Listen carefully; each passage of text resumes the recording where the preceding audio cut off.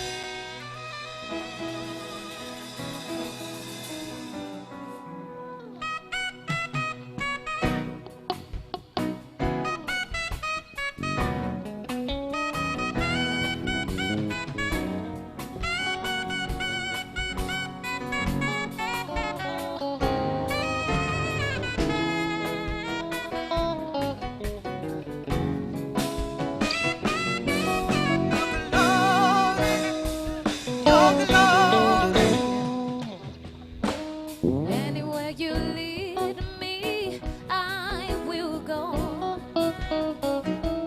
'Cause you are the way, truth, and the life. Jesus, you never leave me nor forsake me. Except you build a house, the builders build in vain. Me, I go follow you, they go. Anywhere you lead me, I will go. Jesus, my life is for your glory, your glory.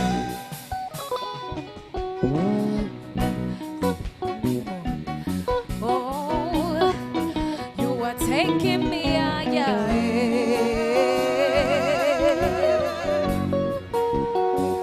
Jesus, my life is for your glory, your glory. You make the little things I do be like saying I'm pleasing. Oh, your grace makes a difference, just they embarrass me. Oh, I like it. Oh, I like the way you done lead me. Oh, Jesus,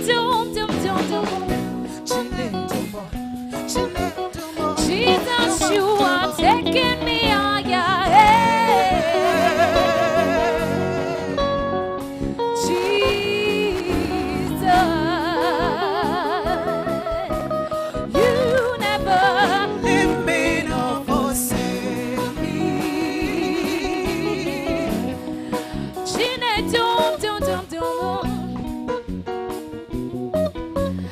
Jesus, you are taking me higher.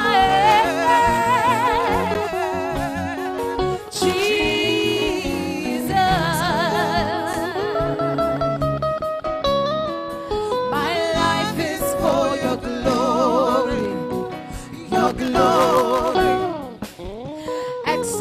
build a house, the builders build in vain. Me, I go follow you, they go. Anywhere you lead me, I will go. Jesus, my life is for your glory, your glory.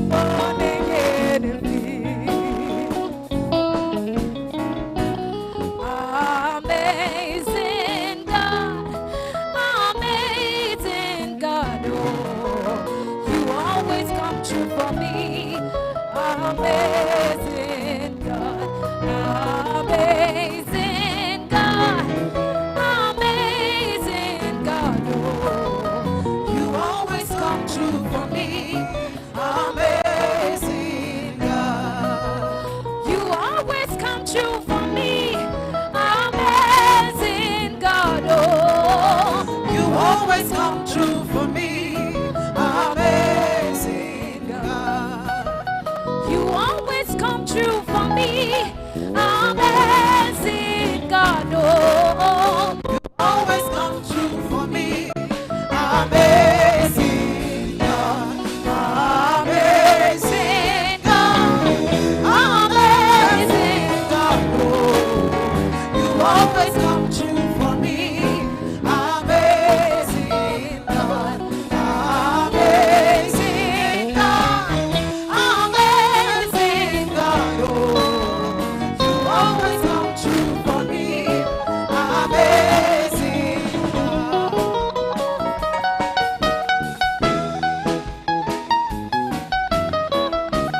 Come through for me. Amazing God.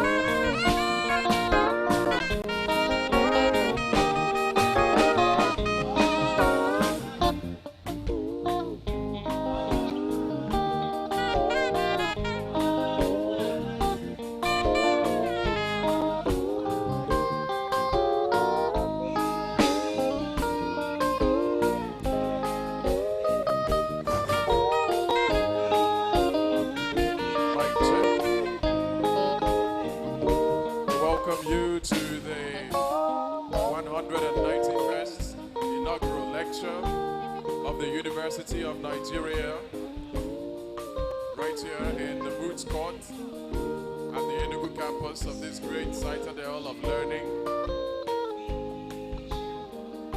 Very soon we will be welcoming the inaugural lecturer in a procession which will have also other past inaugural lecturers as the filing in a dignified procession to take their seats. Right now, group photographs are being taken outside. If you want to take a picture with the inaugural lecturer or any past inaugural lecturer, now is the time. Outside, you can take your group photographs. Now that the weather is calm and everybody's still looking fresh. Once again, you're welcome to this great event. Remember that you can participate in group photographs going on right outside the booth hall, following which we will be expecting the inaugural procession into the hall for the event to kickstart properly. In the meantime, much credits to the award-winning music department of the University of Nigeria as they fill up the blank with melodies and harmonious tunes. Welcome once more.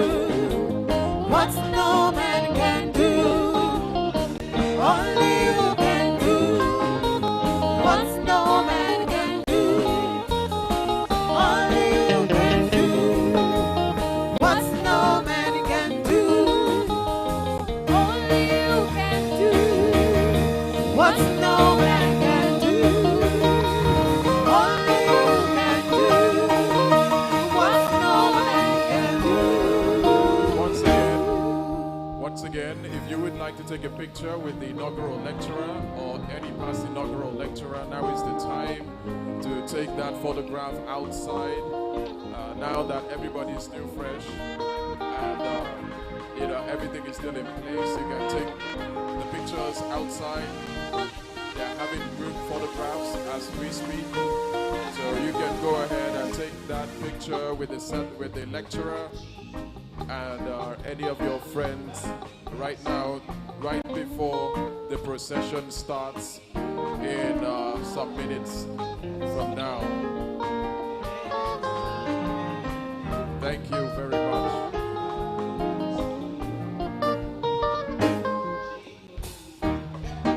I've got confidence in you, Jesus. I've got confidence in you, Savior. I've got confidence in you. Anytime and any day, I've got confidence in you, Jehovah. Got confidence in you. Got confidence in you. I've got confidence in you. I've got confidence in you.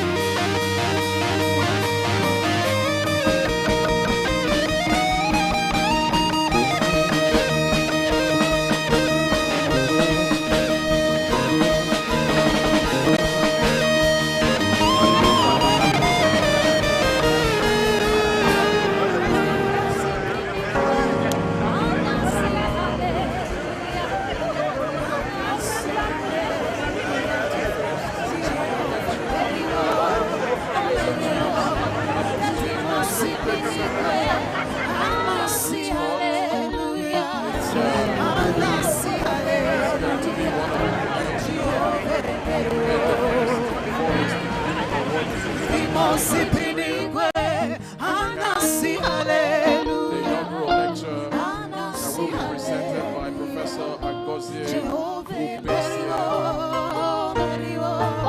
and I am sure that we all have a lot to learn. This day being the 28th of September 2023. Also for our ladies and gentlemen who will be joining us via Zoom, we welcome you from wherever you are to this epoch-making event happening at the Boots Court of the University of Nigeria, Inaugural campus. We welcome you.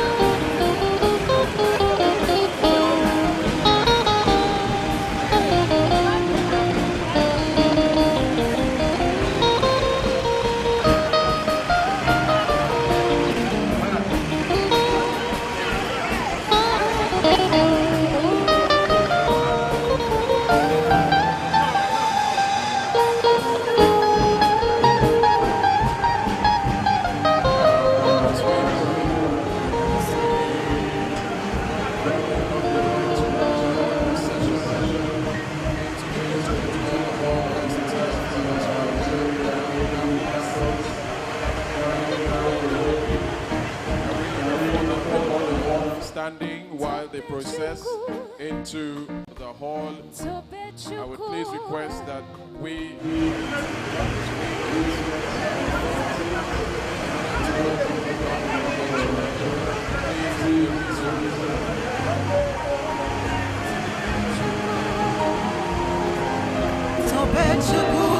Tobechuku, Tobechuku, Tobechuku, he has done it for me. Tobechuku, Tobechuku, Tobechuku, he has done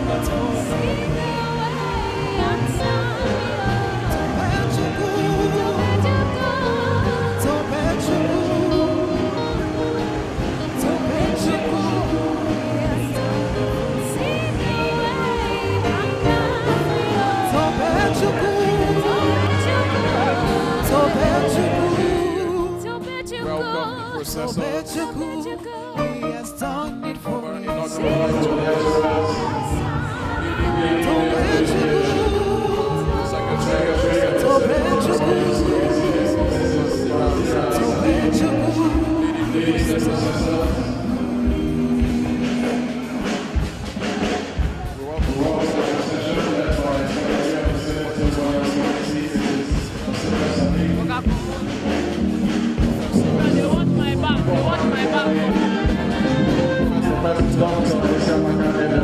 Professor Chika Owansigwe, Professor J.C.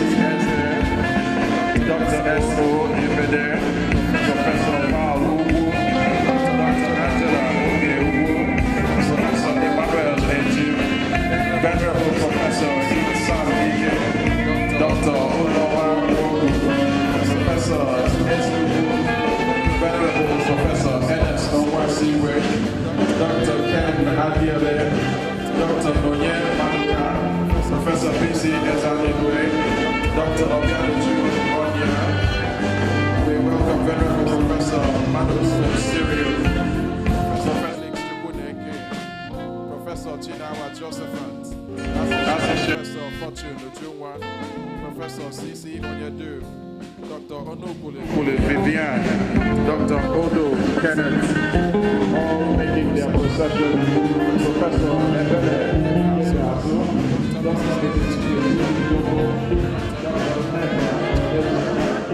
Professor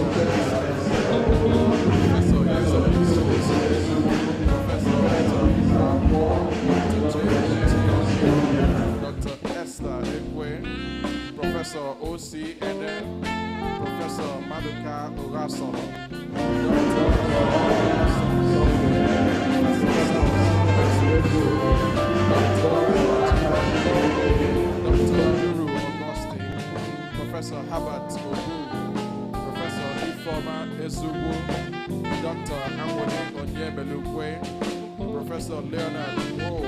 Aja, Professor Tekla Ezono,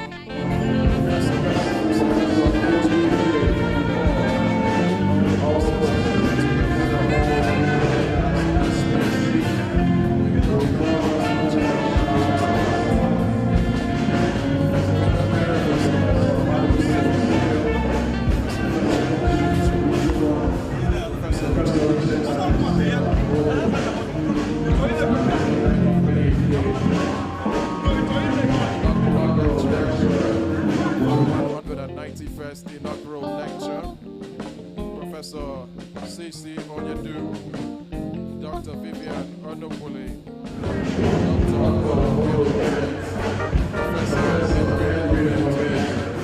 Professor Herbert Obi, Professor Eusebius Ezubu, Professor Anwole Onyebelukwe, Professor Leonard Abja, Professor O.U.J.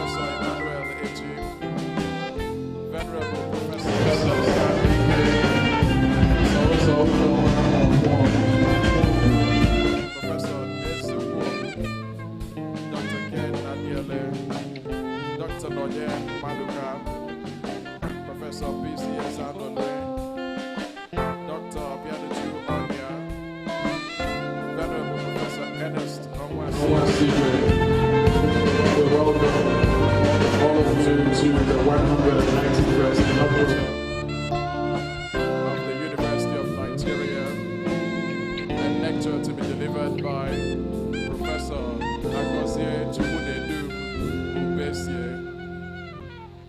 Please, while we remain standing, may we take the national anthem.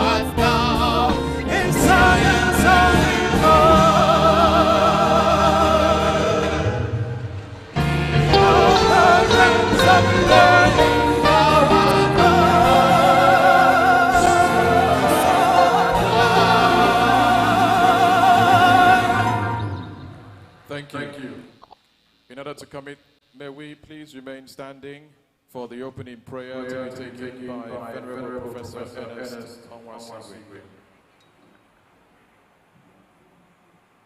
Let us pray. Most gracious Father, we thank you for granting us the grace together here this afternoon. Lord, we thank you for joining us.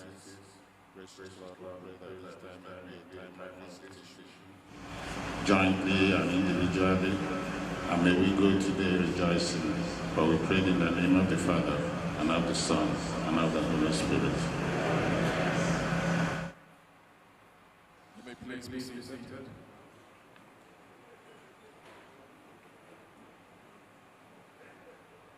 At this point, we would like to invite the chairman of the Senate Ceremonials Committee, Professor Chima Wangwa, to continue with the procedures for the inaugural lecture. Professor Chima Wangwa, if you may. Thank you very much, John. Thank you. Good afternoon, ladies and gentlemen.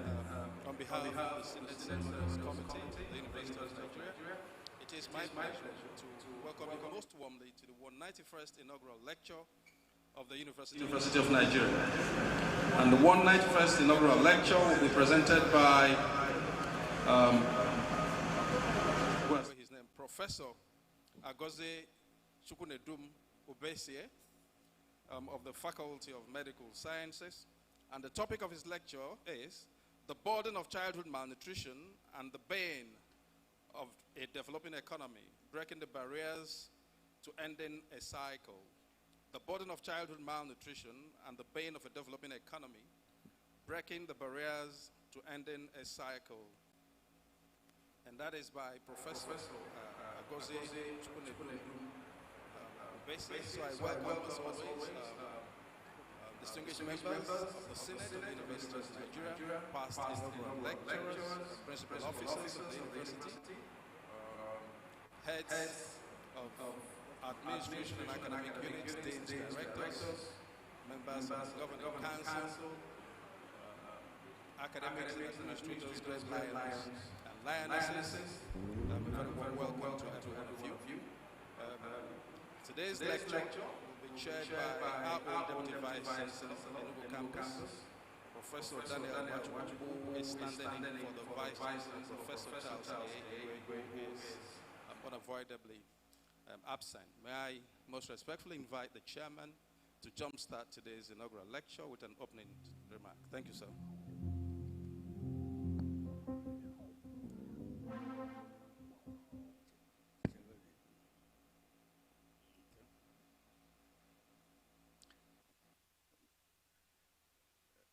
Good afternoon, ladies and gentlemen. The Vice Chancellor of University of Nigeria, Professor Charles Arize Chukwuigwe, Principal Officers of the University of Nigeria here present, the Provost College of Medicine, members of the Governing Council of the University of Nigeria here present, deans of faculty, and directors of institutes and centers here present, Members of the University Senate, erudite professors, distinguished professors, heads of academic units and administrative units of the university here present, gentlemen of the press, and members of the fourth estate of the realm, my Lord Spiritual and Temporal, Royal Highnesses, distinguished ladies and gentlemen, lions and lionesses. We've gathered yet again to listen to another round of inaugural lecturers. This time around, the 191st inaugural lecture of the University of Nigeria, to be presented by one of our own, an erudite scholar, Professor Agozie Chukwunedum Ubesie, from the Department of Pediatrics. Professor Agozie is well known to many of us here. We don't doubt what he can do, and he has gathered us to give us his journey of his academic growth, being promoted by the University of Nigeria to the rank of a professor. We want to listen to him for the next 1 hour to be able to justify why he was made a professor in University of Nigeria. And I can assure you that for the next 1 hour, you will see that whoever University of Nigeria makes a professor, you will be proud of that person, and the person will stand on any case and be able to justify that promotion. Professor Ubesie's topic is the burden of childhood malnutrition and the bane of developing economy, breaking the barriers to ending the cycle. What an interesting topic. But we don't know what he has to tell us except we sit back and listen to it, because childhood malnutrition is very prevalent in our society now. We want to see what he has to tell us and what he has done concerning childhood malnutrition. That's what we are going to listen. Ladies and gentlemen, on behalf of the Vice Chancellor of this great university, I welcome all of you to the 191st inaugural lecture. Welcome to University of Nigeria. Thank you.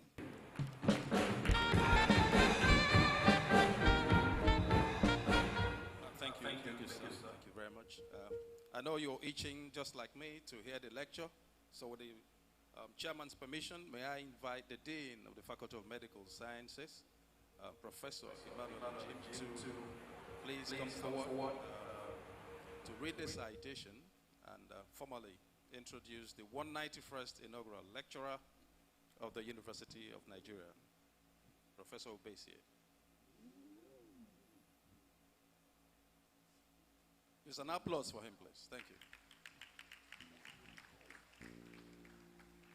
The Dean, I wonder why you choose to come this way, but to bow to the Vice Chancellor.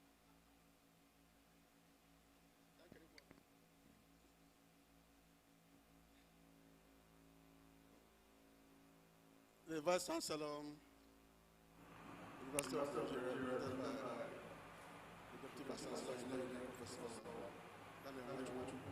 other members of the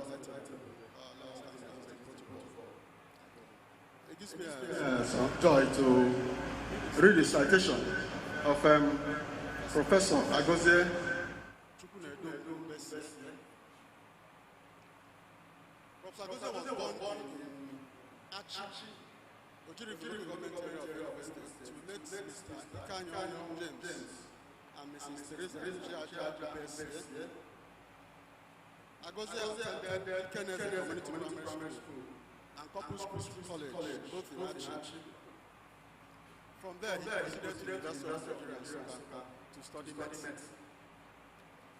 While I he served as the president of the Anglican Fellowship and also the school editor of the Nigerian Conference of Christian Medical and Dental Studies.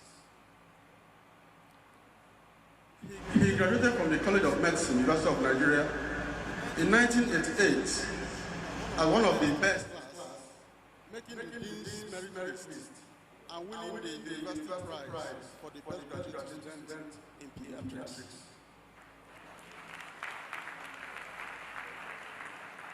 No wonder he ended up being a pediatrician. I also won that prize in pediatrics, but I'm not a pediatrician. So it's nobody that Agozie was a member of the multi-talented OMSA 96 class. I can say this confidently because at least I taught them as a medical student. In that class, faculty, Professor C.Y. Dim, a former inaugural lecturer, was in that class. Professor Chris Eke, our current associate dean, clinicals, was in that class. Professor Enoch Uche, the director of training, neurosurgery, UNTH, was in that class. Professor Kenechukwu Young, a former associate dean, was in that class. Dr. Apollos Kubana Ndokoba, the current vice president of MD Khan, was in that class. Dr. Nneki Lanusi, the head of the department of radiology, was in that class. Dr. Ukekwe, current HOD, morbid anatomy, was in that class. Dr. Nneki HOD, former HOD morbid, was in that class. Dr. Adam Uchazi, former HOD anesthesia, was in that class. Dr. Esther Ekwe, a cardiologist, was in that class. Dr. Ken Adiele, you can see the class is full of people who all went into administration, because I remember that time they had a lot of lectures on public administration, and it's not surprising that most of them ended up being administrators in one capacity or the other. So Agozie was posted to, had his internship at UNTH, being in the dean's list, and was subsequently posted to Jigawa State for his NYSC. He worked at Bulanga Cottage Hospital in Kafin Hausa, and at the end of his service year, he won an award for his meritorious service to this community where he served. He worked briefly in some private hospitals before joining the residency program at the University of Nigeria Teaching Hospital in the year 2002. And unlike some of us who did residency for several years, Agozie was able to complete his residency in record time of 4 years, which is unusual. Unusual because traditionally, residency program takes like 5-6 years, but those who are exceptional could do that in 4 years, and Agozie belongs to that category. He got his fellowship of the National Postgraduate Medical College in 2006, and currently he holds a master's degree in public health from the University of Liverpool, as well as a Doctor of Medicine degree from the National Postgraduate Medical College of Nigeria. He's a fellow of the Medical College of Nigeria, Pediatrics Faculty, and also a fellow of the West African College of Physicians, Pediatrics Faculty. His career path has focused mainly on public health issues affecting children, such as infectious disease and malnutrition in poor countries like Nigeria. He worked with the International Center of AIDS Care and Treatment Programs, ICAP, of the Columbia University, first as a pediatric HIV clinical advisor, and later as a regional team leader from 2006 to 2010. During his time at ICAP Columbia University Project, he contributed to the development of national guidelines for the management of pediatric HIV and AIDS, as well as scale up the comprehensive and family-centered management of HIV in Nigeria. He joined the academic staff of the Department of Pediatrics College of Medicine in the year 2012, in the year 2010, and 2 years later, as a lecturer one, and 2 years later, he became a visiting research scholar at the Cincinnati Children's Hospital Medical Center in faraway Cincinnati, Ohio, United States of America. After 3 years of employment as a lecturer one, he was promoted to the rank of a senior lecturer in 2013 and to the rank of a full professor after 5 years in the year 2018. In 2015, he was honored with the Emeritus Professor Nwokolo's Award for the best academic staff of the College of Medicine.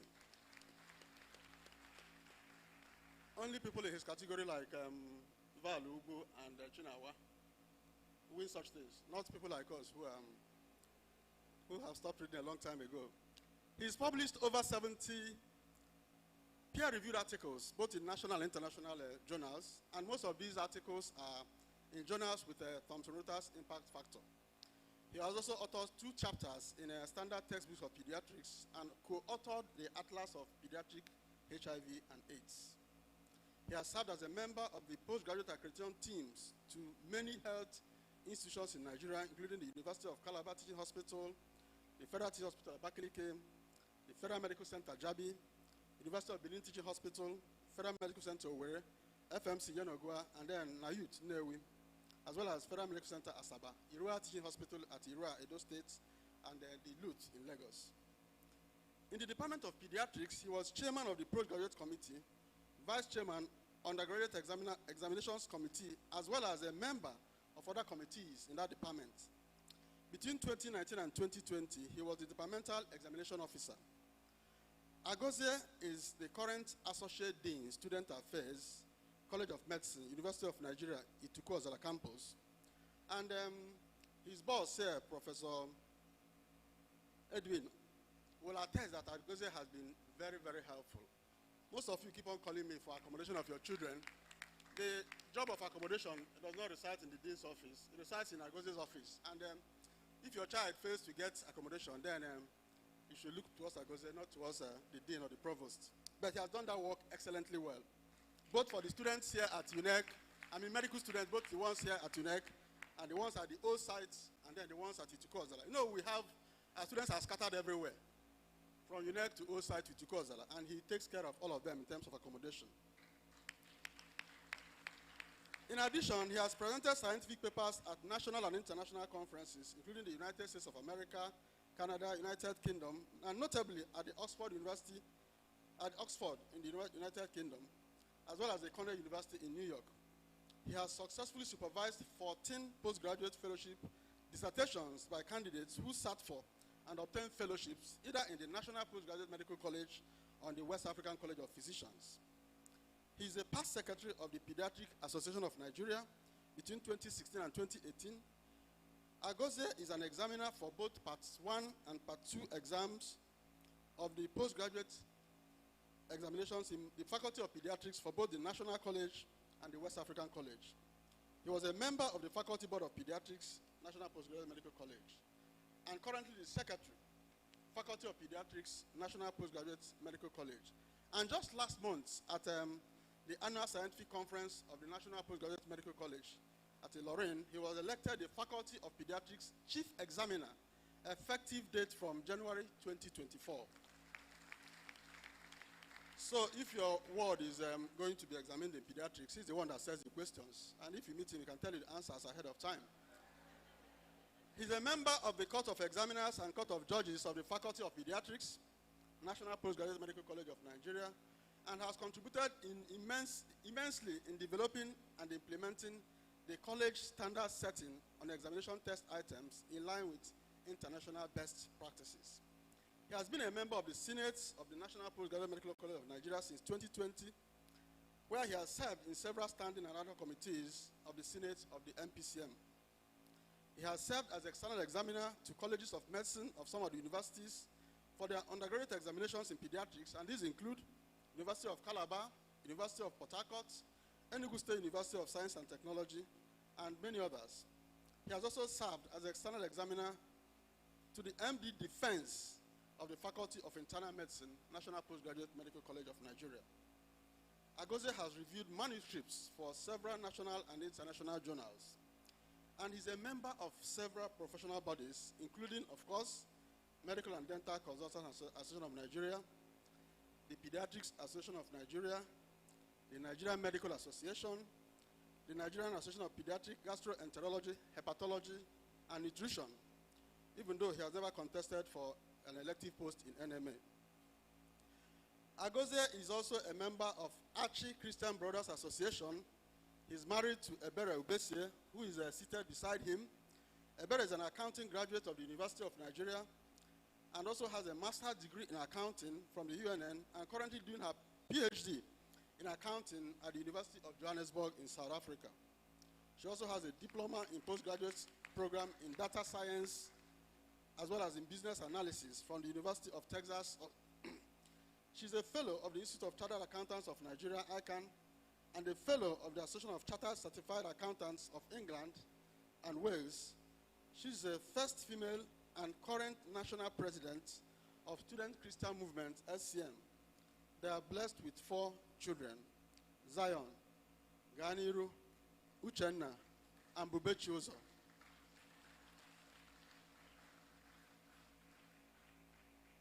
Even though Agozie doesn't like watching football, but I know there's something he likes. He didn't want to write it here, but I will let you know that. Ladies and gentlemen, join me to welcome to the podium the 191 inaugural lecturer, Professor Agozie Chukwunedum Ubesie. Thank you, my dean, for that excellent citation. This is my story. This is my song. Praise ye my Savior all the day long. This is my story.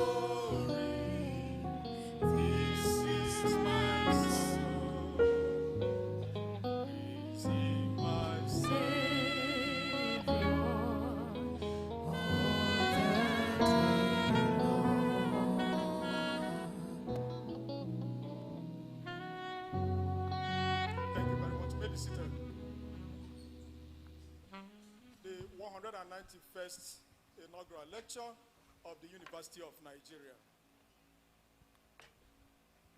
The Vice Chancellor, University of Nigeria, the Deputy Vice Chancellor, Administration, the Deputy Vice Chancellor, Academic, the Deputy Vice Chancellor, Inaugural Campus of the University, the Provost of the College of Medicine, the Dean,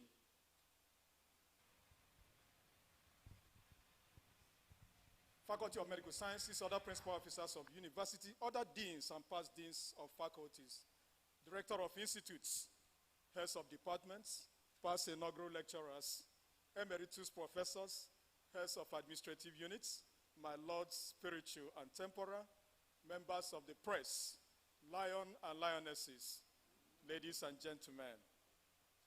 The title of this 191st inaugural lecture is The Burden of Childhood Malnutrition and the Bane of a Developing Economy, Breaking the Barriers to Ending a Cycle.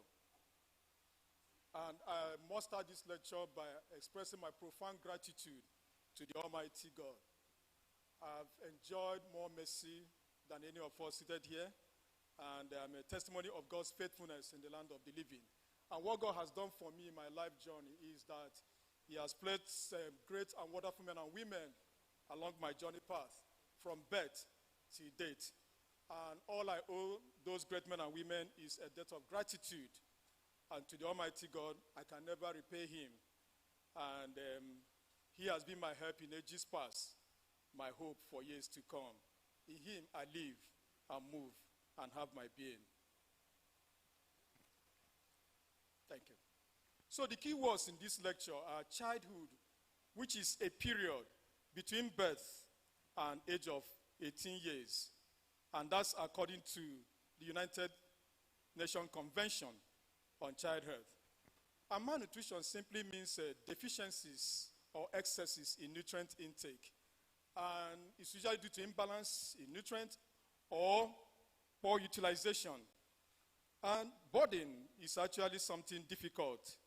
And so a medicine actually, it goes beyond more than something difficult to also severity of diseases.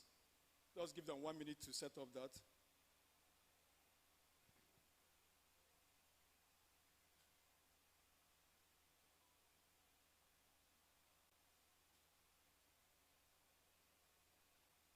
Are you good now?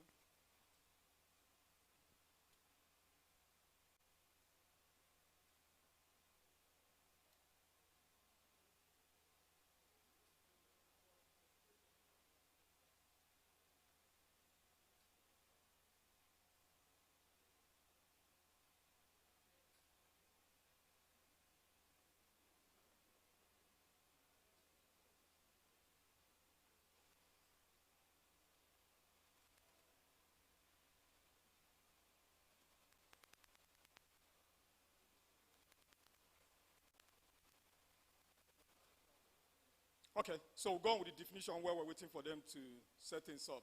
So, pain is a cause of continuous trouble or unhappiness. And a developing economy is any nation or country with underdeveloped infrastructure. And that includes Nigeria. In such a country, there is extreme wealth inequality, low per capita income. And of course, Nigeria is a typical example of a developing nation. When we talk about breaking, it means to interrupt a sequence, a course, or a continuous state. And barriers are actually things that keep apart or make progress difficult. And ending means to bring to a stopping point or limit. Cycle are a series of events that regularly repeat themselves in the same order. So when we say ending a cycle, we are simply referring to act so as to stop a repeating pattern of harmful or otherwise negative behaviors. So in summary of this lecture, we are going to look at the burden of childhood malnutrition in Nigeria and around the world, and also look at their cyclical and intergenerational pattern, the negative consequences to the child, to the family, and to our nation at large. And finally, we'll finish up by looking at barriers to optimal child nutrition and profile solutions. So I took this epigraph, I wish it's being shown up now, from the book of Lamentation, chapter 4, verse 4, Good News Transfusion. And they said they let their babies die of hunger and thirst. Children are begging for food that no one will give them. And that takes me, I hope this picture will come up now, this iconic picture, which was taken in 1993 by a photojournalist, Kevin Carter. Kevin was working in Sudan, present-day South Sudan, and while on assignment, he stumbled into this child.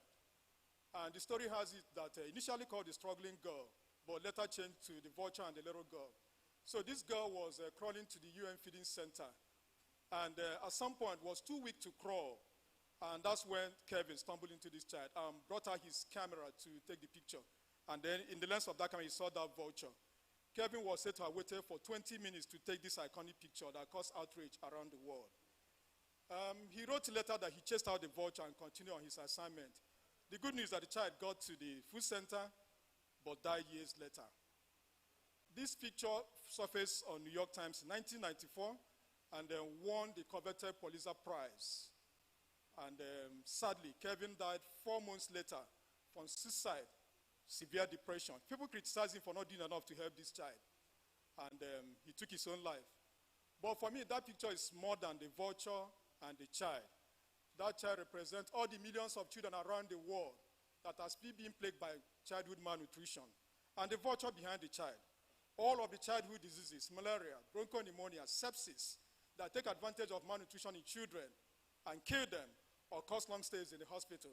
But beyond the child and the vulture, there are the unseen actors in that picture like Kevin, where all of us belong, as family members, as policy makers, as the men of press, as government agencies, as whatever we do.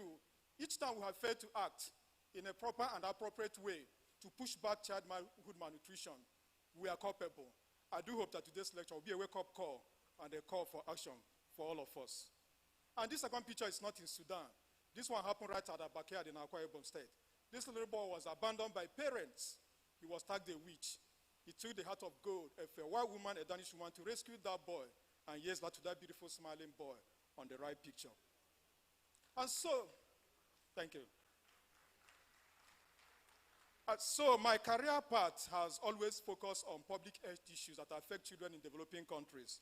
Soon after my residency training in 2006, I joined the Columbia University Project, International Center for AIDS Care and Treatment Program.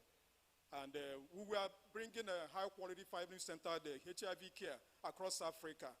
And that included the adult HIV, pediatrics HIV and treatment, PMTCT, adherence, supporting families, going through issue of disclosure. And it was quite fulfilling for me, the 3 years I spent in that program.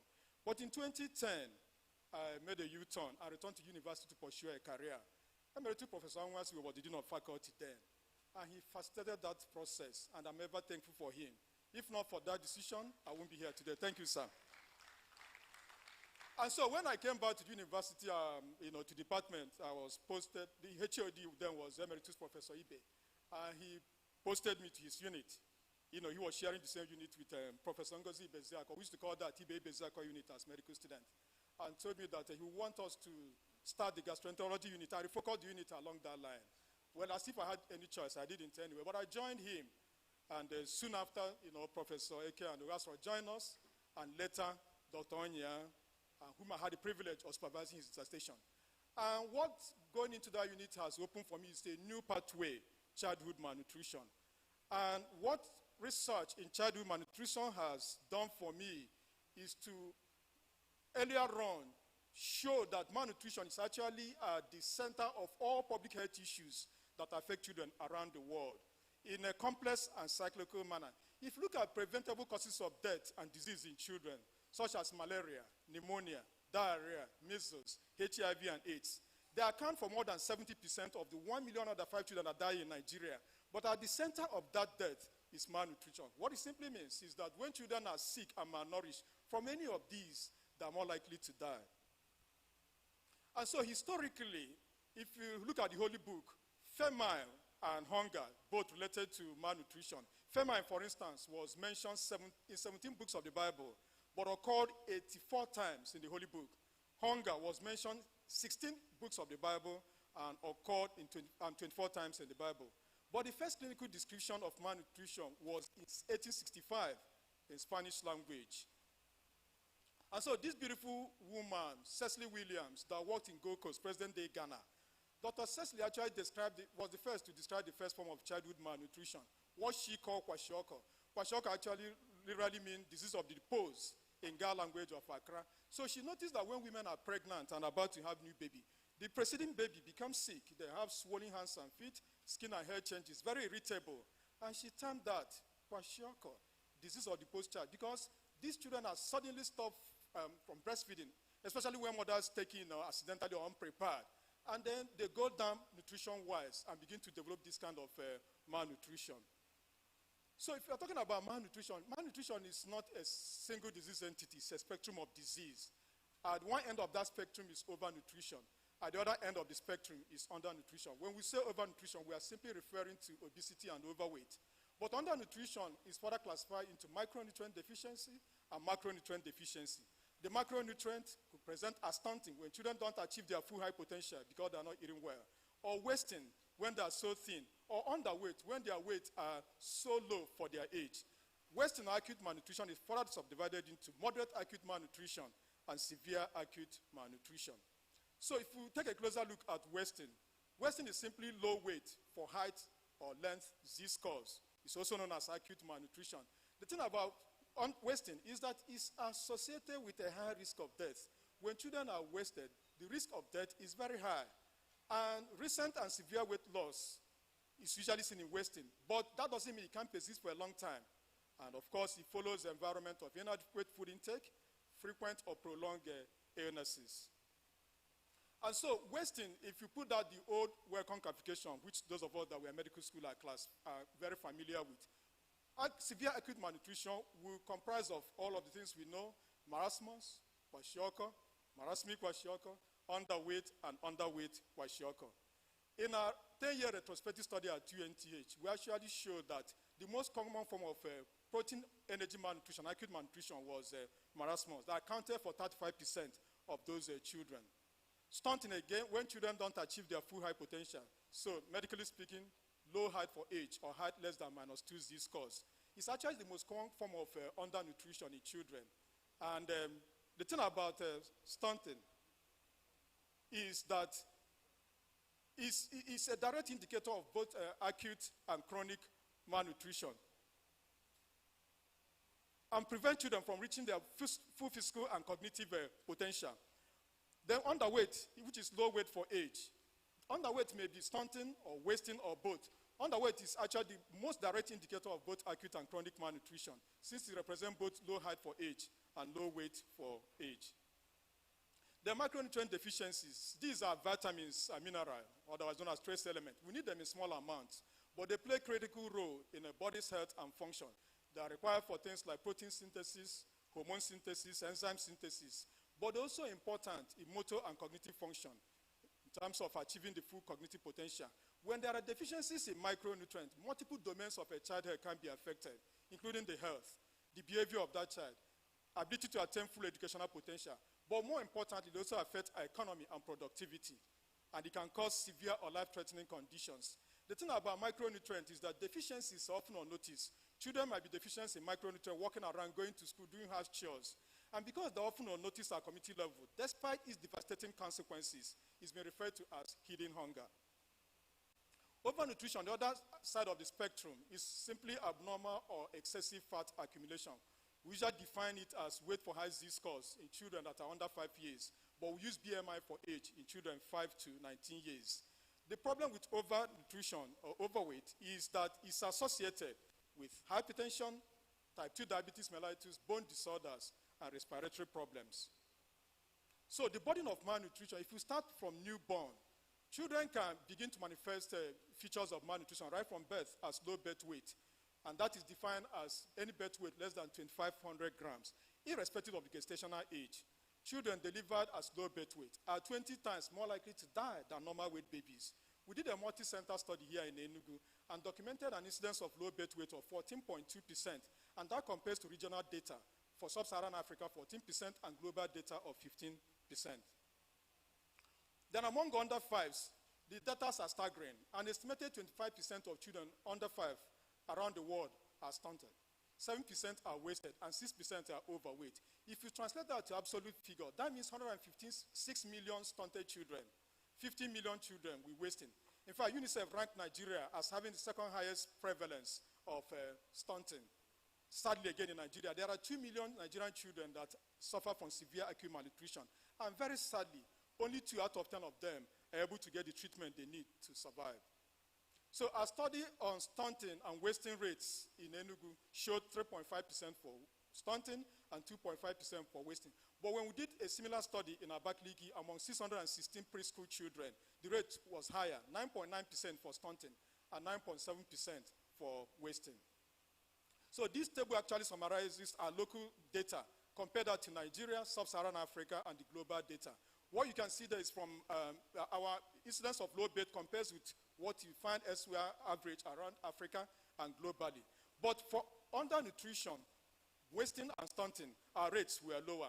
But interestingly, our data on overnutrition, overweight particularly, is comparable to what is obtained elsewhere in Nigeria and Africa, and is on trajectory to be meeting the target for the world. So what that simply means is that while we are still dealing with undernutrition, we're also on the wrong path to achieving the meeting up with the global data on overnutrition.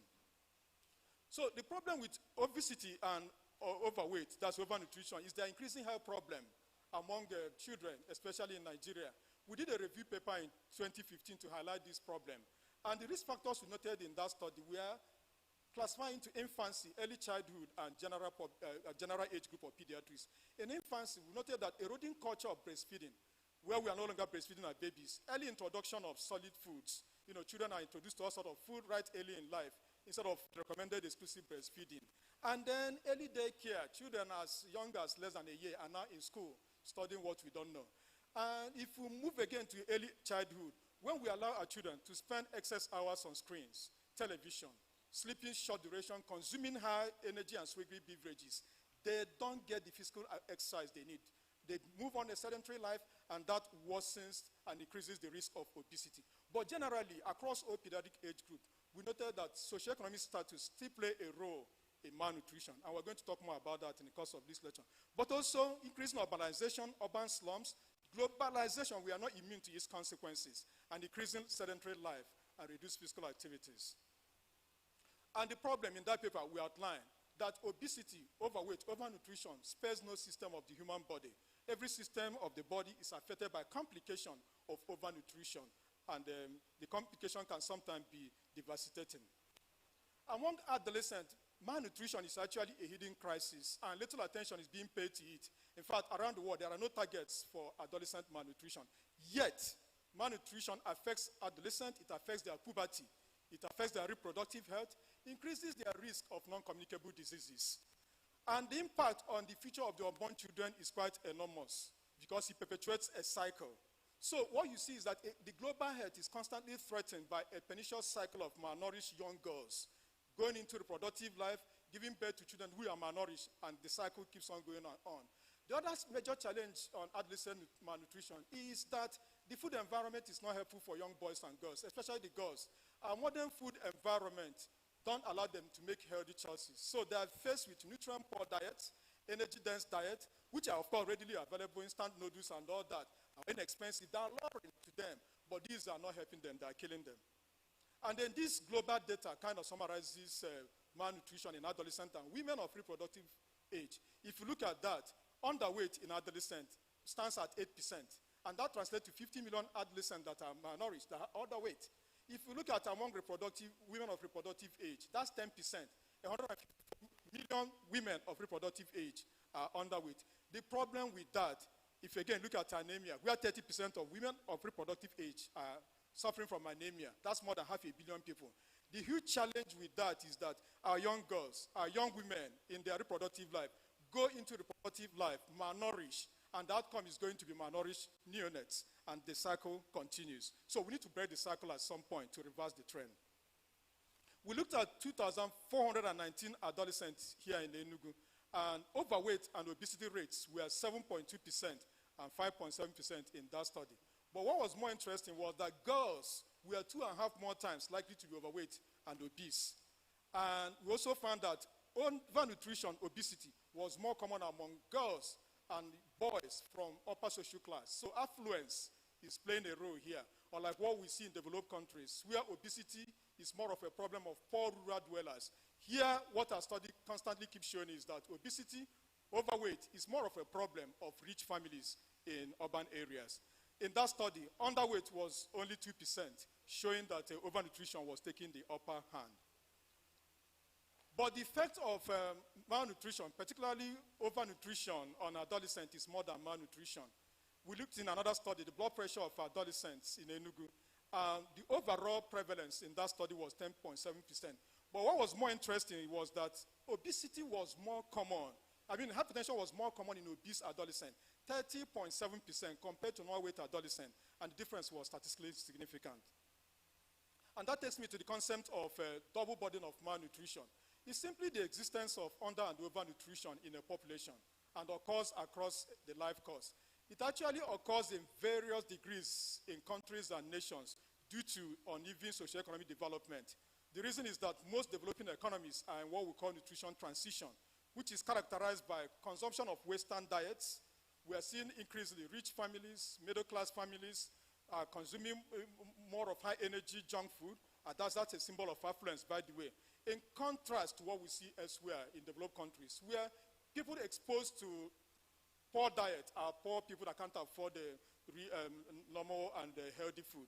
But more than what we eat is also increasing obesogenic factors. All around us, we are beginning to see that our children, right from 1 year, 2 years, are exposed to screens, television, smartphones, computer games, internet. Or like when we grew up, where our source of recreation was to go outside and get some play. And the problem with that is that they don't get the activities they need, and they are having that risk factor for obesity. So this table summarizes some of the studies we did and compare that across various age groups. In summary, what that shows that if you look at preschool children, undernutrition is still more of a problem than overnutrition. But by the time you get to school-age children and adolescents, it flips around. Overnutrition becomes more of a problem than undernutrition. So there's also the concept of triple burden of malnutrition, which encompasses all the 3 types of nutritional problem: undernutrition, overnutrition, and micronutrient deficiency in individual, in households, and in populations. So micronutrient deficiency, very quickly. Low-income countries, middle-income countries will bear the disproportionate burden of micronutrient deficiency, and the figures are staggering and troubling. It's estimated that 3.5 billion people in developing countries are iron deficient. That's more than half of the world population, depending on the statistics you are taking. And 2 billion are suffering from anemia due to iron deficiency. In fact, if you refer back to 2018 Nigerian Demographic Health Survey, 68%, nearly 70% of Nigerian children suffer from anemia. So in developing economies, deficiencies we've seen are more common among children, both sick and then apparently healthy children. But in developed economy, macronutrient deficiencies are more of a problem of children that have malabsorption. And the other thing about it is that deficiencies can start early in life. We documented, for instance, zinc deficiency in preterm neonates, 65% compared to just 2% among babies that were termed. We looked at another study that in HIV-infected children and uninfected counterpart. Among children that were infected with HIV, 24% had selenium deficiency, while those that were not infected, 11% had selenium deficiency. In fact, the odds of selenium deficiency in that study was 2.5 times higher among HIV-infected children. But I'll quickly review some of the works we did outside the shores of Nigeria with collaborators. If you look at this paper again, titled Multiple Micronutrient Deficiencies among patients with intestinal failure during and after transition to enteral nutrition. So what we did in this study was to look at a couple of micronutrients when children were transiting. Transiting means they were sick, had malabsorption, been on parenteral nutrition, that be eaten through their vein for a long time. And at some point, when they are recovering bowel function, they began to be to oral feed. And so that period is transition. Then we compare that to the period when we fully transited them, when they cannot eat fully orally. What we found out that during the period of transition, 84% of them had iron deficiency. But that deficiency persisted even after they could able get all the nutrients they need orally, persisting at 61%. So there was a significant reduction in 2 periods, transition and full enteral nutrition. But the difference was still marked. Interesting in this paper for us was the predictors of deficiency.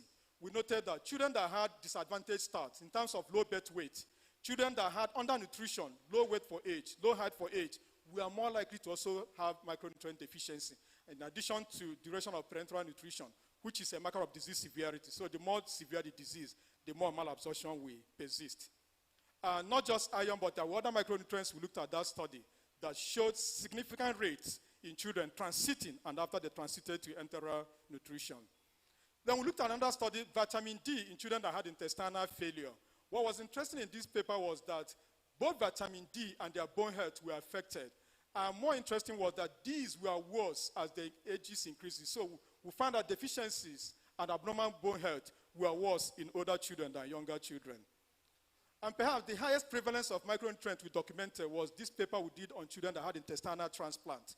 We noted 92% rate of micronutrient deficiency, even after they've succeeded in taking all the needs orally, transited to enteral nutrition. And the common micronutrients that were deficient were again iron, but in addition, magnesium. So what are the effects of malnutrition? Malnutrition causes unacceptably high direct and indirect costs. The estimated impact on global economy is a whopping $3.5 trillion annually. But beyond that, malnutrition contributes as much as 60% of child death. In our study here in Enugu, we documented 40.1% of child death related to malnutrition. And if you're talking about child death and malnutrition and the burden it contributes, I put up this table to show us a point. We compared Nigeria with other countries. Some of them are African countries, some other developing economies, and some are developed economies. And this data was taken from the 2023 State of the World Children. What you see there, of all of the countries listed on that table, Nigeria performed worse. If you look at Afghanistan, ravaged by war for years, their under-5 mortality rate dropped to 70% between 1990 and 2021. Their infant mortality rate dropped to 65% between 1990 and 2021. Their neonatal mortality rate dropped from 74 to 34, which is 50% drop by 2021. Compare that to Nigeria, we were able to achieve a 47% drop in our under-5 mortality rate, 43% drop in our infant mortality rate, and just 30% in our neonatal mortality rate. Countries like Niger Republic, right on top of us, perform better than us. Benin Republic, right there, our neighbor, perform better than us. But what's also interesting in this data, if you look at Norway, by 1990, Norway had a single digit of 9. Yet, by 2021, they achieved a further 78% drastic reduction in the under-5 mortality rate. And if you look at the infant mortality rate, from 7 in 1990 to just 2, 71% drop. And if you look at their neonatal mortality rate, from 4 in 2000 to just 1 death per 1,000 by 2021. We should be affirming of our data as a country. We should rise up. And all of us have a role to play to push back on the devastating effect of malnutrition on Nigerian children. So what we also found in our study was that malnutrition, in part of its cyclical pattern, actually starts from the mom. We looked at data from 2008 Nigerian Demographic and Health Survey. And in that study, we found a PMR of 36 per 1,000 births, perinatal mortality rate. But what interests us in that paper was the predictors. Undernourished poor teenagers were likely to give birth to low birth weight, and we're also likely to die from pregnancy. Again, underscoring the point that if you don't start fighting malnutrition right before conception, we're going to make a huge progress in that direction. Effect of malnutrition on cognition. The first 1,000 days of a baby from conception to 2 years is very critical. In fact, it's the most important for development of the body, the brain, for metabolism, for development of the immune system. And there are so many nutrients that help in this. Things like choline, sphingomyelin, iodine, lutein, and human milk oligosaccharides. All of these are abundant in breast milk, which we are going to talk about. But still on nutrient, zinc, for instance, has been implicated in cell replication, in neurogenesis, in myelination, in release of neurotransmitters, and in development of some part of the brain like the cerebellum and hippocampus. But again, when we have children going through a period of undernutrition, it leads to structural and functional brain dysfunctions. And when there's a long-term disruption, there will be long-lasting cognitive impairment. We looked at preschool children here in Enugu and then, related their intelligence and academic performance to malnutrition. what we found was interesting. There was a trend in association between wasting and suboptimal intelligence. 62.5% of children that were wasting struggled with their academics compared to 47.6% among children that had normal weight. And this data from 189 countries presented by World Bank further summarize this. What it simply shows that countries with high prevalence of stunting are likely to have a low GDP per capita. And then countries with low rate of stunting had higher GDP per capita, underscoring the impact of nutrition, especially stunting, on the development of any nation. And perhaps this diagram further summarizes this.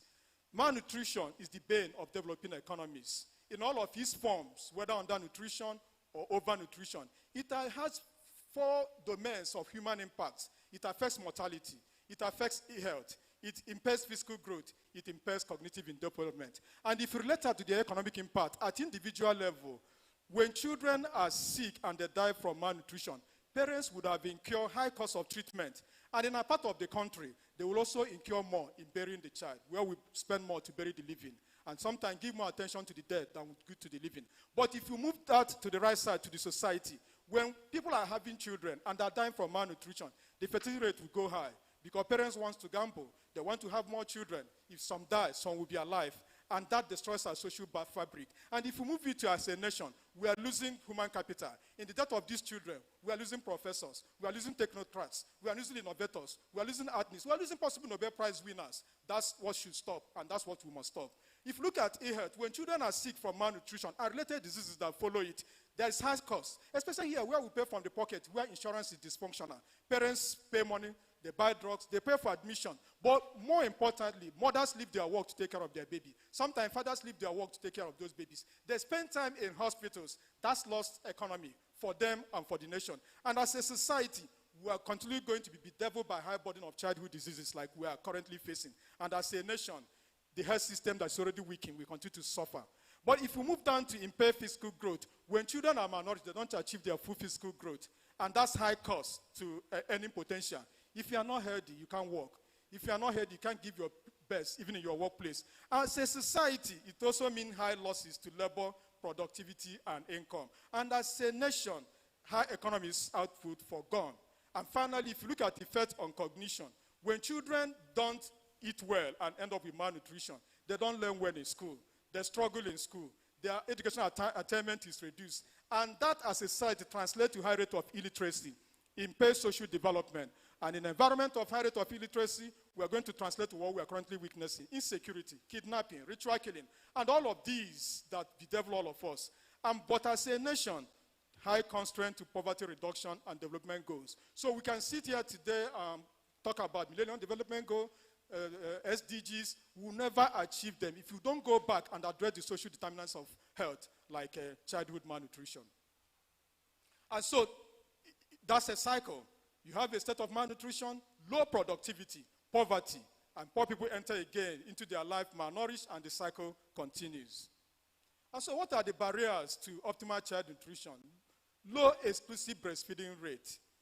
WHO has recommended optimal breastfeeding, which simply means that every child delivered should be put to breast as soon as possible, and then breastfed exclusively for the first 6 months, and breastfeeding continue for 2 years. Breast milk, exclusive breastfeeding particularly, has so many advantages. It protects children against lower respiratory tract infections like pneumonia. It protects them against diarrhea diseases. These two, for instance, are large contributors to child death. But beyond that, breastfeeding also lowers risk of obesity later in life. Breastfeeding has nutritive property. Breastfeeding has anti-infective property. But despite all of those benefits, the rate has remained low around the world. In fact, the current rate in Nigeria is about 37%. Our local study here reported 26%, and both of them are below the 50% target set by World Health Organization by year 2025. And we need to do something better, because breastfeeding is within us. We don't need government, we don't need donors, we don't need NGOs to create an environment where our mothers can be supported to breastfeed our babies. Early initiation of breastfeeding and exclusive breastfeeding will prevent around 20% of newborn death and 13% of under 5 deaths. In our study here again in Enugu, on low rate of exclusive breastfeeding, there were important risk factors mothers mentioned. Lack of family support. Mothers said that why they are not able to breastfeed exclusively is because they are not getting the family support from the mother, from their own mother, from their mother-in-law, from their husbands, from family members. And as you sit here listening to me today, we should provide that support. There are a lot of misconceptions. Breast milk, one of them is issue around water. How can you eat without drinking water? Breast milk has 90% water. And if we pass on that message to our women group, to our churches, to anywhere, when babies are being breastfed, they don't need additional water for the first 6 months of life. But there's also the belief that breast milk was insufficient for the baby. And so out of fear, mothers introduce other diets earlier on. And some are afraid that the baby may refuse other fears later in life. All of these are misconceptions and unfounded. Actually, in our retrospective study here in Enugu, where we looked at all malnourished children admitted, none of them was breastfed exclusively for 6 months. The other barrier is poor complementary diet, the type and timing. The timing is so wrong. Families, mothers are ever impatient to start children on family diet. And when you're introducing that, you're also introducing exogenous sources of infection. The recommended time to start complementary feeding is at 6 months.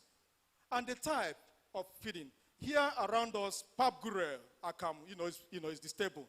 But that alone does not contain all the nutrients. For feeding children, forcing pap on them will end up creating malnutrition. We need to add nutrients. It's just basically carbohydrates. They need other nutrients in that pap to be able to thrive. Infection and malnutrition work in a synergistic and vicious cycle. Malnutrition reduces the immunity and worsens infection. Infection causes malabsorption and then provide the environment for malnutrition. Again, in our study here in Enugu, among children that were admitted for malnutrition, comorbidities, infections like diarrhea, malaria, sepsis, and bronchopneumonia were very common. Large family size, that simply means more mouth to feed in a family. It complicates further if those children are not being spaced out and are reared in an environment of poverty. The youngest, of course, will bear the brunt. It's what he or she is given that he will take. So the older ones in the family, of course, will take care of themselves before they're very vulnerable. Poverty and affluence. Our study shows that these two play out in a different way in causing malnutrition. In our study among under 5 children admitted for undernutrition, what we found out that 65% of them were from poor family. But if we flip that around to the study we did among adolescents, we showed that adolescents from upper social class were 3 times more likely to be obese. In fact, in that study, adolescent males from upper social class were 6 times more likely to be obese than their counterparts. Maternal education. We also reported in another study that stunting was significantly higher among children of mothers with just primary education when you compare them to those that got beyond primary education. Sedentary lifestyle. Long hours on screens, television, computers, smartphones, and less on outdoor games. So we are increasingly seeing a situation where children are reared up in air-conditioned houses, driven in air-conditioned cars, to air-conditioned school, sometimes one-story apartment, without facilities for recreation, and driven back. Why won't obesity be on the rise? And when they come back, because we are busy and want to get them distracted, you're handing television, computers, smartphones, all of those increase sedentary lifestyle and increase risk of overnutrition and obesity. Schools without recreational facilities, I just said that. All around us, even here in Enugu metropolis, compounds are being translated into international schools and nobody's asking questions. Technology is at home. They are important. Dishwashers, washing machine. But when children cannot get minimal exercise by doing their own laundry, washing the dishes, we are further creating an environment for overnutrition.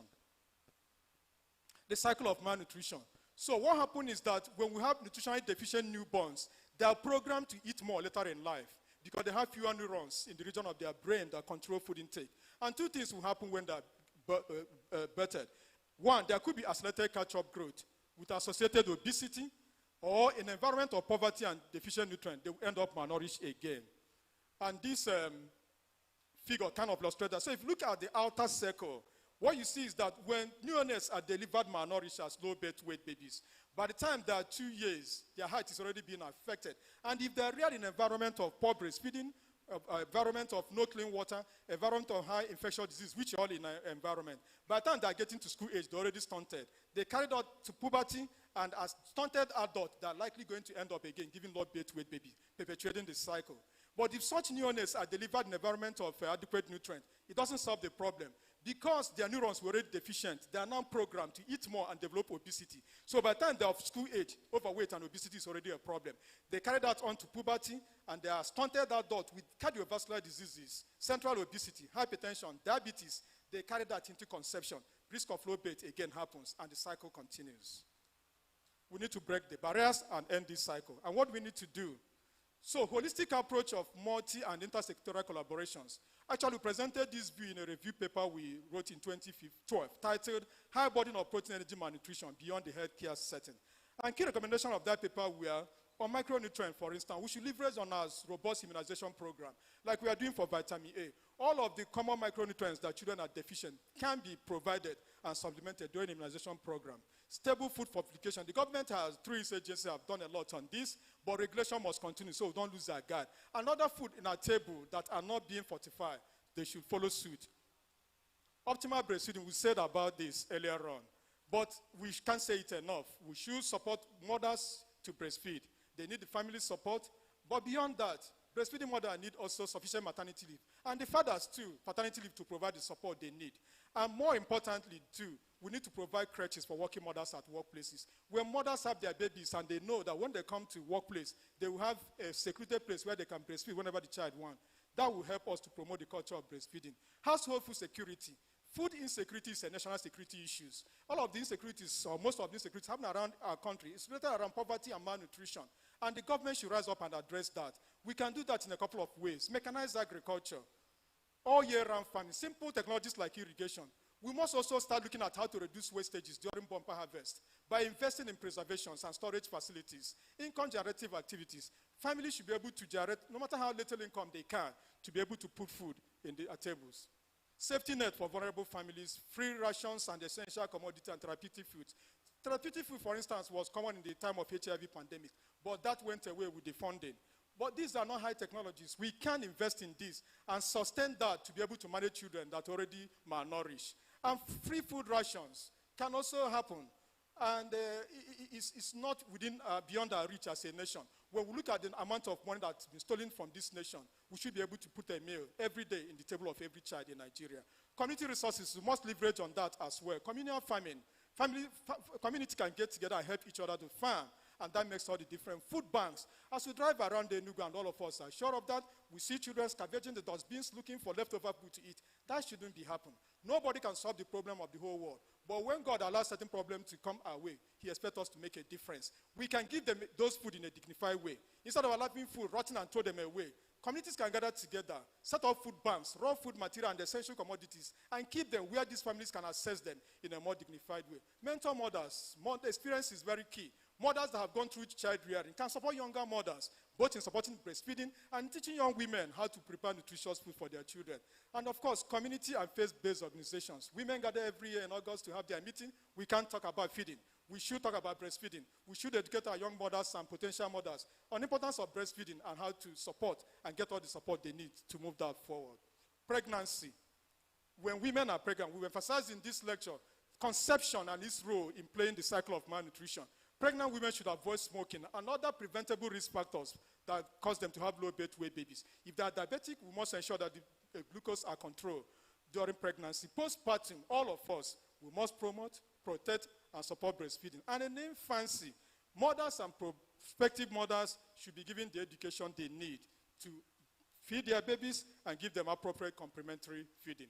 The family, for those struggling with overnutrition, food variety. We need to put and take away sugary foods from our table and introduce more of fruits and vegetables.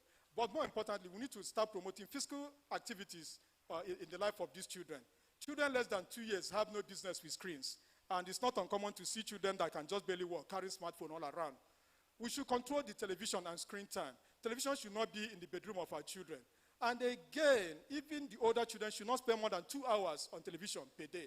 That's the recommendation of American Academy of Pediatrics. And school environment. We must, as a matter of urgency, revisit all our international schools and be sure that schools approved have facilities for recreation, have facilities where children can take time in between lessons and get some physical exercises they need to develop into their full healthy potential. Community levels, we need to talk about recreational facilities. It's not uncommon when estates are mapped out within 2 years. Even areas mapped out for park are taken over by building. That's not right. We just don't need where to sleep. We also need where to be healthy. And so when estates are mapped out, there should be recreational facilities in those estates and in our communities. And government must step up on this with regulatory policies. When we build urban and we plan urban, there must be built-in environment for people to walk around, for people to get exercise, for families and children to gather together and they have outdoor game. Healthcare setting. growth monitoring, anybody, anywhere, whether you're a surgeon or a physician that see children, we must routinely monitor their weight and height and discuss that with the child and the family. International collaboration, issues around governance, public health infrastructure, the persistent inequality and inequity across the world must be in all our global discourse. Whether we are talking about BRICS meeting, or we are attending G77+, or we are in UNGRI meeting, wherever we meet as a nation, the inequality that countries of other world have perpetuated on Africa must come on global discourse so that we can push back the narrative. In conclusion, like many developing economies in transition, Nigeria is still struggling with child undernutrition, and again facing rising incidents of overnutrition, creating the double and triple burden of malnutrition. Optimal breastfeeding, appropriate maternal and infant nutrition are very key to combating malnutrition and preventing both communicable and non-communicable diseases. But again, adequate nutrition will create a smart, well-nourished future where all of us will benefit due to cognitive benefit and productivity that will increase, and eventually our economy will be good and better for it. On my future program, I want to focus my searchlight again on adolescent nutrition, both micro and micronutrient. I will still keep working on public health issues that affect children. Currently, we're working on a project on outbreak of cholera among children in sub-Saharan Africa. And the medical education front, I want to continue to strengthen both undergraduate and postgraduate medical education in Nigeria. Acknowledgement. Again, the Almighty God, in him I live and move and have my being. I can never thank him enough. He's a faithful God. If not for his faithfulness, I won't be standing here today to address you. And I give him back all the glory in the name of Jesus. I thank my family, my amiable wife. She's been a very strong support in my life. And I'm not sure I'll be here today if not for her. So as they say, it's a match made in heaven. And I'm thankful for all you do for me. Thank you, my wife. And I thank our children. They've quite supported us. In present Nigerian situation, it's not easy to raise 4 children. But when they help you to raise them, it becomes easier. I think that here, I think I saw Zion. Zion, can you stand and I don't know where Ganiri is here. Okay, Uchenna and Ubesie. I thank them so much. They've been very helpful. I want to thank my uncle and benefactor, Dr. Sabio Ibuwahaga, from cradle to university. With his lovely wife, they took care of me. And all I say is that his beautiful soul will continue to rest in peace. And the lovely wife, who is my second mother, I will always cherish her for the rest of my life. And my uncle's son is here to felicitate me. Chu, can you just stand and say hello to our audience? Thank you so much. Thank you. Thank you. I want to thank the head of Ubesie family. In Ubesie family, I am because we are. I thank our head of the family, Dr. Sake Ubesie. He's a great man and a great leader. I appreciate him. Venerable Professor Ubesie is here. We worked in together. Prof, can you say hello to us? Okay, thank you, sir. Professor Ubesie is a professor of accounting at Enugu State University. Thank you, sir. And all the Ubesie family, I can't see them. Maybe they worked in later, but I thank all of you that are here present today. You're a great family, and I'm proud to be part of you. Thank you so much. I also want to thank the Vice Chancellor of the University of Nigeria. It's been a real privilege working under him. And I can attest that he has allowed us, all of the subordinates under him, to be innovative, to be able to solve problems without interference. I've worked freely without prejudice or fear under him, and I thank him for that. And I always salute him for all he do for University of Nigeria. The burden and challenge of managing university education in developing economy is a matter for another day. But he has withered the storm and continued to wither the storm. I also want to thank him for believing in me and appointing me the Associate Dean of Student College of Medicine. I thank him so much, sir, for that. Thank you, sir. I thank our Deputy Vice Chancellor. When you do the kind of work within university and you have supervisors that are ready to answer your call, are ready to share your body, it makes the work easier. That's the class Professor Nwachukwu belong. Thank you, sir. And also to the immediate past Deputy Vice Chancellor, Professor Edith Musu, we also had that cordial working relationship, and I'm grateful for that. I also want to thank Emeritus Professor Onwa Sigwe. He has been a father figure. All I have for him is great respect and admiration. Thank you so much, sir. Thank you, sir. I want to thank the provost of the college, the current provost, and the immediate provost. Thank you, Professor Mwaga. We had a good working relationship when you were the provost. And thank you, Professor Eze. You have continued and continue to achieve great exploits. I want to thank you so much, sir, for all the support. And I thank all the members of the AMC, Advanced Management Committee of the college, We always have robust meetings and very useful conversation. I thank the Deputy Provost, Professor Yedum. Professor Yedum was the immediate president of the faculty. Again, he gave me all the support as Associate Dean while he was the Dean. Thank you, sir. I thank our financial controller. I'm not sure he's here, Mr. Mwaboso. Thank you so much. Our college secretary, Dr. Mrs. Ojenta. I thank you so much. The personnel, I cited her, Mrs. Mecca Owo. Thank you so much. HOD engineer, I want to thank you, Engineer Obina, and all of us at AMC. Thank you so, so much. I want to thank my teachers, Emeritus Professor Azubike of blessed memory, Emeritus Professor Ibe. He has been very instrumental to supporting my progress in career, and I'm grateful for that. I thank all the teachers in the Department of Pediatrics. I'm thankful to Professor Okafo, Professor Emode, Professor Gwanu, Professor Obidike, Professor Jinaka, Professor Ngozi Beziako, Professor Ademora. Professor Ubesie Beziako, I had the privilege of serving under her when she was president of Pediatric Association of Nigeria, and I was the national secretary. It was a rare privilege, and I'm ever grateful for that. And I continue to be proud of her great accomplishment. Her tenure took us around the country, strengthening immunization activities across the 6 political zone, and other achievements we are proud of. Thank you so much, ma'am. And I thank the current head of department, Professor Wezoke, and the immediate past Professor Bu, and all the professors, and all the colleagues and consultants in the Department of Pediatrics. I thank Professor BJC Onwubere. Onwubere was the provost when I had the opportunity to go to US for my visiting research scholarship. And I can remember vividly how he treated those documents, processed the papers without any delay. And I'm thankful for that. I was his house officer with Professor Anusoba and Venerable Professor Ike as the senior registrar then. And by the time they were through with me, I was so much in love with cardiology. I said that I made up my mind I'm going to be a pediatrician. I would have become a cardiologist. And same goes to Professor C.K. John, my very fine physician that I work closely with. I thank you and your amiable wife. I want to thank our indefatigable Chief Medical Director, Professor Obinon Odugo. Thank you so much, sir, for gracing this occasion. What we don't know is that Professor Odugo and I actually attended the same village secondary school. And I'm sure that's not in public domain, but he's a great guy. Thank you, CMD, for all that you do. Thank you so much. Thank you. I want to thank the chairman, senior ceremonial, Professor Ben Wankuma. Ben flew from UK this morning to be in this inaugural lecture. And when I saw him, I said, what an honor. Thank you so much, Professor Wanguman. Thank you, Mrs. Sirat Sadiq, and all your able assistants. You are doing a great job for University of Nigeria. And people that listen to us around the country are proud of what you are doing.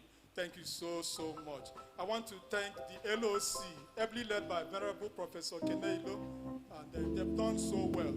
I will always be grateful for all the love and sacrifice you put into organizing this lecture. May the good Lord reward each and every one of you in the name of Jesus. I want to thank my in-laws. I thank my mother-in-law, Mrs. Monica, speaking, a great woman. I thank my in-law, Mr. and Mrs. Tio Azubike, seated here. And thank you, sir. Can you just stand for recognition? Thank you so, so much. If you are looking for a good wife, the best place to go is Obochi in Orumbasa local government. You will not be disappointed. If you are disappointed, come back, I'll give back your money. Thank you so much. I also want to thank my mom. She's not able to join us here physically today, but she with us, spirit, soul, and body. Mom gave her all for me, and I'll forever be grateful to her. Thank you. I want to thank the Dean of Student Affairs, seated right here, Professor Edwin Omeje. Professor Edwin is not just the Dean of Students, he's a brother and a friend. We won't tell our story, but sometime later in future, we'll be able to tell our story and our sojourn in Student Affairs of University of Nigeria. All I can say, sir, thank you for all you do. Thank you so much, sir. I thank all the members of Church of Transfiguration that are here. I thank you for joining me today, and our vicar that's unavoidably absent. I also want to thank my colleagues that joined from across the country, around the world.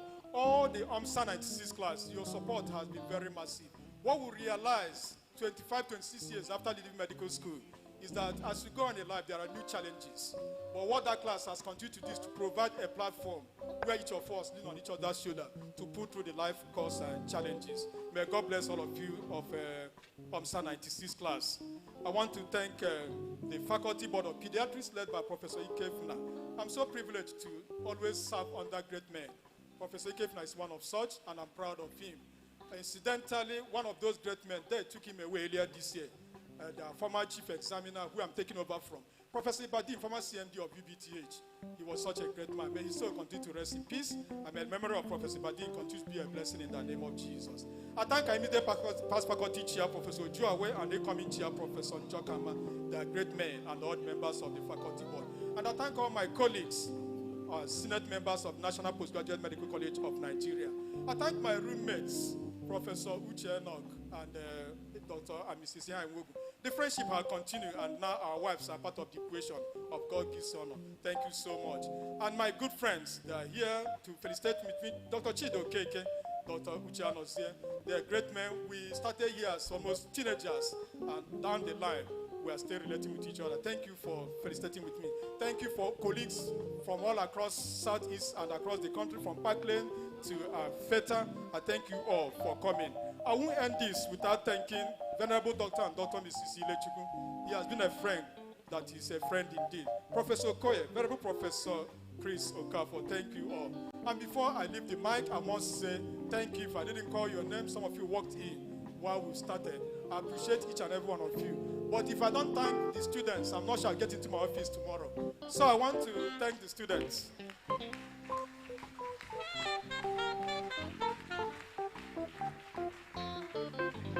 All the medical students, you've taught me a huge lesson these past 4 years. And once I learned that lesson, it changes the way I see you and treat you. And whatever, I mean, you make trouble, you know that, but you make good trouble. Whatever trouble you make, I salute your courage. With our storms together through the COVID-19, to long-term strikes, to all of the things we've gone through, you've been amazing. Particularly the graduating class of yesterday, I congratulate you. And I pray for you. Thank you. Thank you. Thank you. And I just say I will love you, keep loving you with the love of God. Thank you all, and God bless you. Thank you.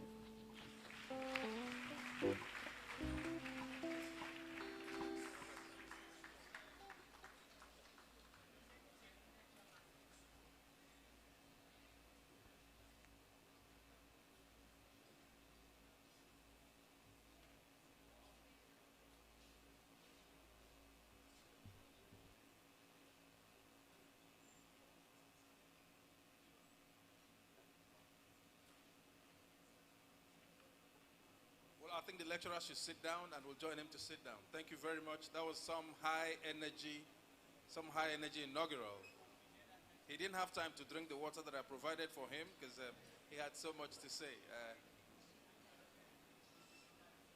So thank you very much, brilliant one. May I invite the chairman, the Deputy Vice Chancellor, University of Nigeria, Enugu campus, to give the post-lecture remarks, and thereafter make some presentations on behalf of the University of Nigeria.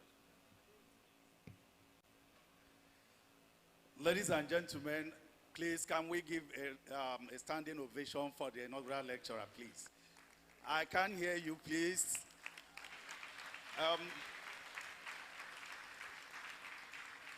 Let me borrow the words of the pastors. If you're blessed by this lecture, can you clap very well, please, if you're blessed? Please sit down, please, sit down. Of course, I'm not surprised. I have known Professor Ubesie for a long time, and I know he's an erudite scholar and somebody who can always give out at the right time. Now, you find out that I don't think I have much to say, because he has brought down the lecture to the doorsteps of everybody. He has brought it so elementary that every one of us has learned one thing or the other. You know, when you talk of malnutrition, most of us just ignore the side of overnutrition. When we talk about malnutrition, we always think in the direction of undernutrition. But today, all of us have known that it's not just undernutrition, and overnutrition is also part of it, and micronutrient deficiency. So many things he taught us today. And I must say I've learned a lot. And you agree with me that many of us are guilty in one way or the other. Because if you look at most of the secondary schools, most of the primary schools we send our kids today, they do not have sporting facilities. You take them in an air-conditioned car to school, drop them, come and pick them, and they stay at home watching television. I was just smiling when he was saying two hours. You should allow them to watch for 2 hours. And I was wondering, where will you be controlling or allowing them to watch for 2 hours? Will you be in your place of work and remotely stop the television or what? So it's extremely difficult. But he has also provided so many solutions to this malnutrition. And I'm glad this is a public lecture. So many politicians are here. So many policy makers are here. And the time he did his study, if he goes to repeat this study this year or next year, you find out that all these rates, all these figures he has quoted would have worsened. Because you're talking of malnutrition being the bane of all the child, or the center of all the childhood diseases. You find out that even feeding now is becoming increasingly difficult. Cost of living is becoming increasingly difficult. The middle class is fast being eroded. So you find out that this malnutrition is definitely, our government is not embarking on policies that will solve the problem of malnutrition. We are using this medium to appeal to those in government, to appeal to politicians to do something, to have a copy of this inaugural lecture and do something, initiate policies that will begin to, reduce the incidence of malnutrition in the society. Even the women that you talked about breastfeeding, the woman must feed. If you don't see food to eat, where is the breast milk going to come from in the first place? So they must eat, and the money to eat is fast going down. So we need an overhaul, complete overhaul of our political system, structure, policies at all levels to ensure that the incidence of malnutrition is reduced. The overweight will be reducing, while the underweight or the undernutrition you find out will be increasing. And I challenge you to do a study and get back to us. You find out that the overnutrition will be reducing, while the undernutrition will be increasing. Definitely, with the kind of problems we have in the society today. We thank you for that beautiful lecture. We thank the Department of Pediatrics for giving us somebody like Professor Ubesie. In fact, I'm seeing a match or a contest between Department of Pediatrics and ONG. Two of them are fighting seriously hard, and of course, I don't know, there's no winner yet. There's no winner yet. ONG and Pediatrics, they are presenting superb inaugural lecture. Please, can we clap for them? Now, on behalf of the university, I want to present this certificate of presentation to our inaugural lecturer, Professor Agozie C. Ubesie. And it reads, University of Nigeria, be it known that Professor Agozie C. Ubesie of the Department of Pediatrics delivered the 191st inaugural lecture of the University of Nigeria entitled The Burden of Childhood Malnutrition and the Bane of a Developing Economy, Breaking the Barriers to Ending a Cycle. Congratulations.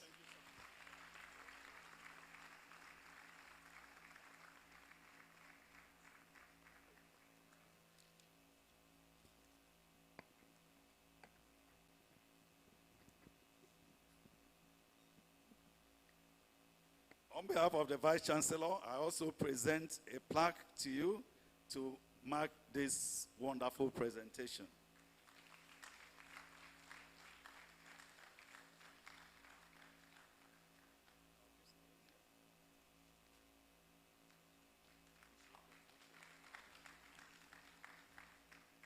Now, the university knows that you have friends, families, and associates We are giving you 50 copies of your lecture to give to your friends and associates.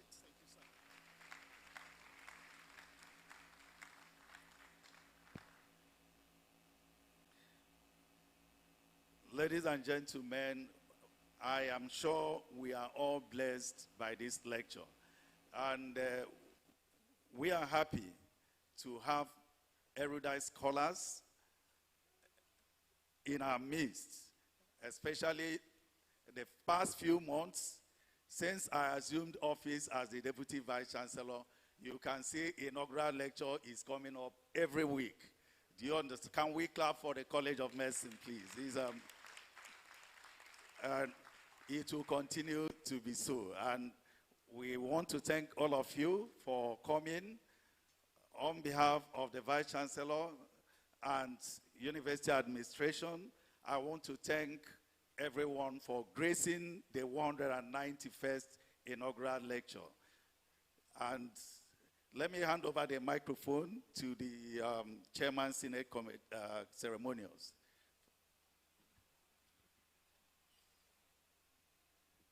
Thank you, sir. May I invite at this point Mr. John Obona of the Public Relations Office to take care of the recognitions. John. Thank you very much.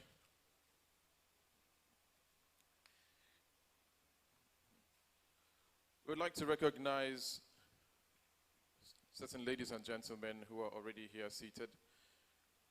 Of course, the gentleman who just finished speaking, the Deputy Vice Chancellor of the University of Nigeria Enugu campus, who you already know, Professor Daniel Nwachukwu.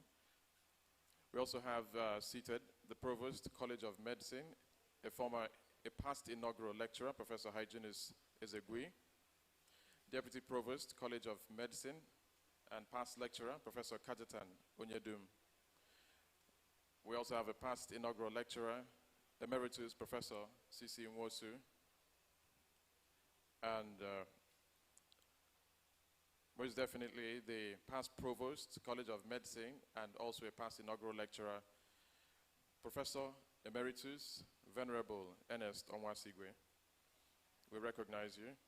We also recognize the presence of Professor Mrs. Chika Onwasigwe, Professor Emmanuel Ejim, Dean, Faculty of Medical Sciences, past inaugural lecturers, Professor S.N. Obi, Professor Henrietta Okafor, Professor Felix Chukwuneke, Professor John C. Eze, Professor Basil C. Ezanolwe, Professor Eusebius Ezugu, Professor Emmanuel Obikili, Professor Maduka Orasoro, Professor Cyprian Ene.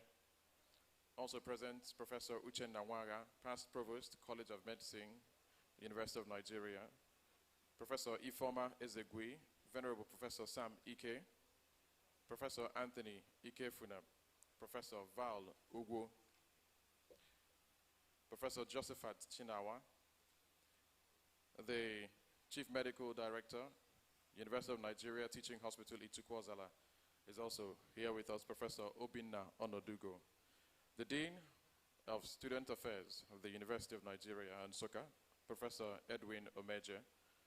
We are all duly recognized. And of course, we recognize the family of the inaugural lecturer, who are his support system, his first and foremost support system, his wife, who has provided an enabling environment for him to carry out these researches. Mrs. Ebere Ubesie, you are most highly welcome.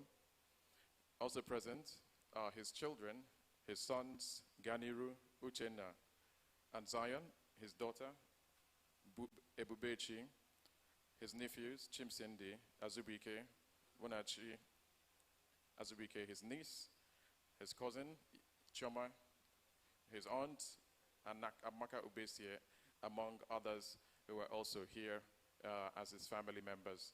We welcome you all to this inaugural, 191st inaugural lecture, and we appreciate your presence and your support and good thoughts and actions in one way or the other towards the success of this inaugural lecture. At this point in time,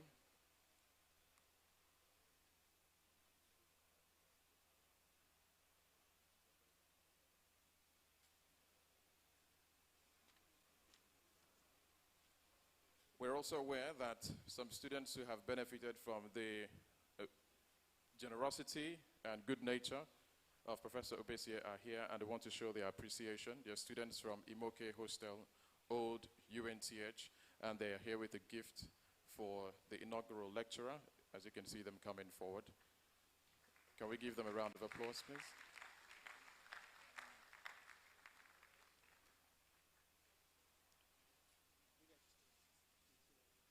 Good afternoon, sir. So we're here with the leadership of the Imoke Hall, Old UNTH. Okay. On behalf of all the occupants of the Imoke Hostel, MBBS BDS 024, we present this portrait to you and we congratulate you on this milestone. Congratulations, sir.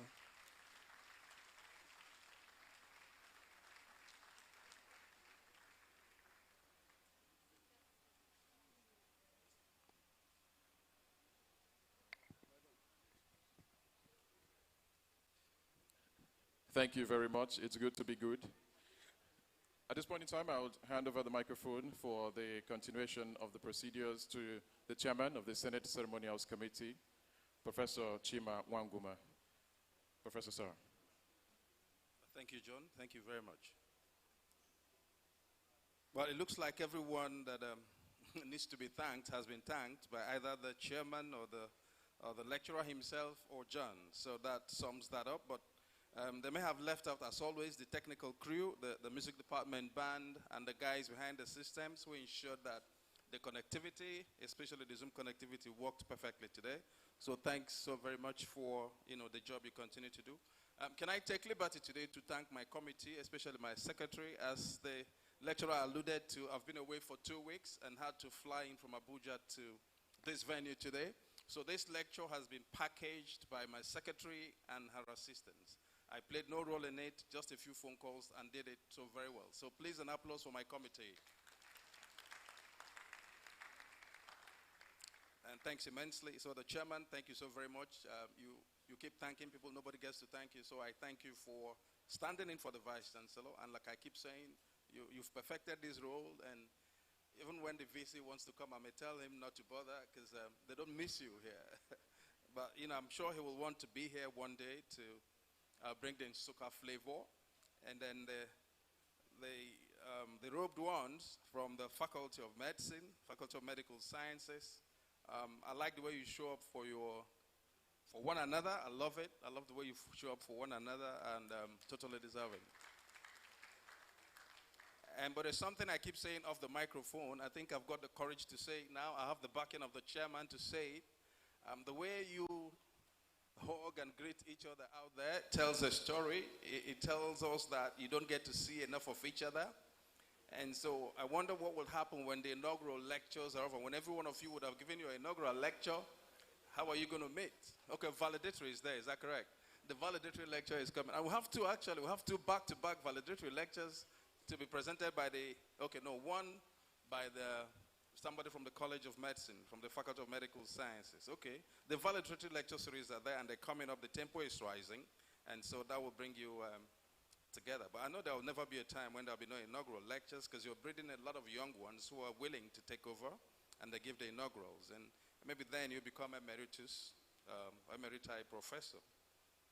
So thank you very much for what you've done today. You've made this a brilliant inaugural lecture. The lecturer is beaming from ear to ear. He's had a pleasant day. He has asked me to make some announcements about refreshment or entertainment, as some may call it. And that is that the principal officers of the university, the deans, the provosts, pretty much all those at the high table will proceed right after this lecture to the office of the Deputy Vice Chancellor to be served lunch. So that includes the provost the provost, the deans, all the people, my committee, Senate Ceremonials Committee, and past inaugural lecturers. We've been invited to the DVC's office for a refreshment to take care of malnutrition. Is that correct? To make sure that we're properly, because you can have short-term malnutrition and long-term malnutrition. And then students and junior staff of the university. I don't know what that means, but let me take this one first. It says, all senior academic and administrative staff of the university and other invited guests who've come from outside the university have been invited to the main hall to be served lunch. So senior academic and non-academic staff have been invited to have lunch at the main hall, right there, right in front of the office of the DVC. Then students and all other staff of the university should stay back here and you'll be served lunch here. So students and other other staff of the university should stay back here and get served lunch. I hope I got that right. The next inaugural lecture, I know I put that down somewhere. Yes, that's a big one. The next inaugural lecture, the 192nd, will be presented by our own Professor Uchenna Odo. You know, Professor Uchenna Odo has attended the past 5 inaugural lectures here at the University of Nigeria, Enugu campus. Well, you know her, she's our employer, member of the governing council of the university. She's attended the last 5 inaugural lectures here, or coming all the way from Nsukka for, and you know why, it's just to set the tempo for our own presentation on Thursday, October the 19th, 2023. And her topic is Nature's Biosynthetic Laboratory, Providing Alternative Medicine for Diabetes Mellitus. Madam, why don't you give this here? It sounds more like medicine. We'll just do it here at the moot court. So, Nature's Biosynthetic Laboratory, Providing Alternative Medicine for Diabetes Mellitus. Thursday, October the 19th, 2023, at the Princess Alexandria Auditorium and Unity Hall, University of Nigeria, Enugu campus. And, sorry, Nsukka campus. Thank you very much. Please, I have a big announcement to make. And that is the 63rd Founders Day celebrations of the University of Nigeria. The 63rd Founders Day celebrations of the University of Nigeria will start on Monday, October the 2nd, and run until Sunday, October the 8th, 2023. The high point of the celebration would be the Founders Day lecture, which would hold on Thursday, October the 5th, 2023. And that lecture will be presented by His Excellency Dr. Alex Oti, the Governor of Abia State. So the 63rd Founders Day lecturer of the University of Nigeria would be His Excellency Dr. Alex Oti, OFR, the Governor of Abia State. He's also an honorary degree awardee of the University of Nigeria. So we have a long-lasting relationship with Dr. Oti. And the topic of his lecture is Petrol Subsidy Removal, Dealing with the Challenges and Harnessing the Opportunities. Please keep a date and make an effort to attend the lecture. Another high point of the week would be the Dignity of Man lecture, which will be presented by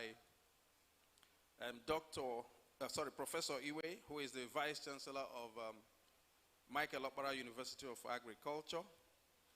It's another lovely day. Another high point of the activity of that day is that the alumni of the University of Nigeria, the Alumni Association of the University of Nigeria, intend to bring back to the University of Nigeria on what would be a very sentimental and emotional visit, Professor Frank Ndili. You know him. Professor Frank Ndili is coming to the University of Nigeria on Friday, October the 6th. If you remember the circumstances under which Professor Ndili was removed as a Vice Chancellor, you'll understand why it's a remarkable thing that he pays a visit. I think he's well into his 90s, so it would be nice to see him. You can make that a date too. Well, all these activities will be announced to the media on Tuesday, October the 3rd, at the Vice Chancellor's press briefing, which will take place at the main hall here at the University of Nigeria, Enugu campus. So the Vice Chancellor, the management, will be back here in Enugu on Tuesday, October the 3rd, to give the Founders Day press briefing, and it's scheduled for 12 noon. Press briefing Tuesday, October the 3rd, 12 noon. Please make it a date to keep. That's done. The chairman, with your permission, may I invite to say the closing prayer? In the absence of anything else, yes, please, the chairman needs to say something. I just want to commend the organizers of this, that's the LOC of this of the inaugural lecture. This is the first time we are having lion water in front of us. And please, as a matter of fact, going forward, all university functions must be done with lion water.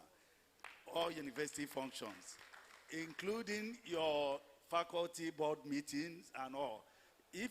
Let me just tell you, if we see that you use any other water except lion water, then you have to face the consequences. It has impact factor.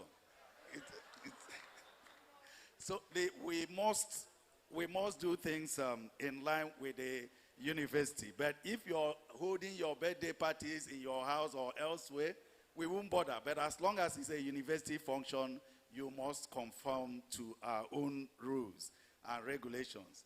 So please, I want to thank your LOC for, and let me also inform you, they can customize your water. If you want your pictures and everything to be there, they will customize it. So it's not a problem. Just give them a call and they will give you what you want. Thank you. Thank you. And I can also attest to the quality of the water. I doubt if, at the risk of sounding immodest, I doubt if you'll find better quality water in Enugu State. That is true.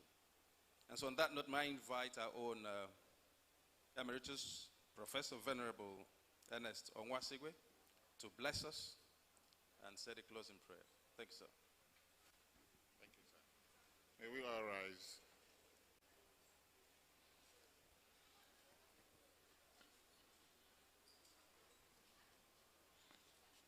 Our most gracious Father, we thank you for this wonderful time that we have come and this communion we've had with one another and with you. We thank you, gracious Lord, for the blessings of this day. As we go, gracious Lord, may we not depart from your presence, and may we go with your heavenly benediction. For we pray in the name of the Father, and of the Son, and of the Holy Spirit. Thank you. Please, while we're standing, the Vice Chancellor would leave with the rest of the high table. Music department, oh, sorry. Music department, please give us the second stanza of the national anthem. And right after that, the Vice Chancellor, sir, my bad, please, let's take the national anthem. I'm sorry about that. Please, second stanza of the national anthem.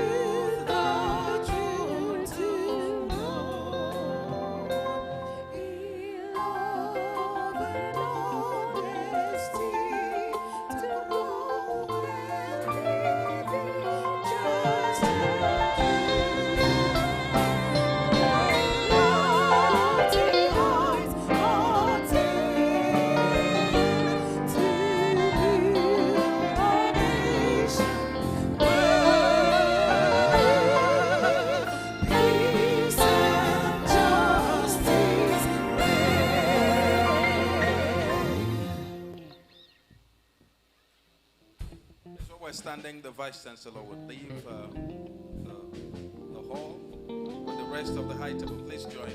Emeritus, Inaugural Lecturer, please join the Vice Chancellor today.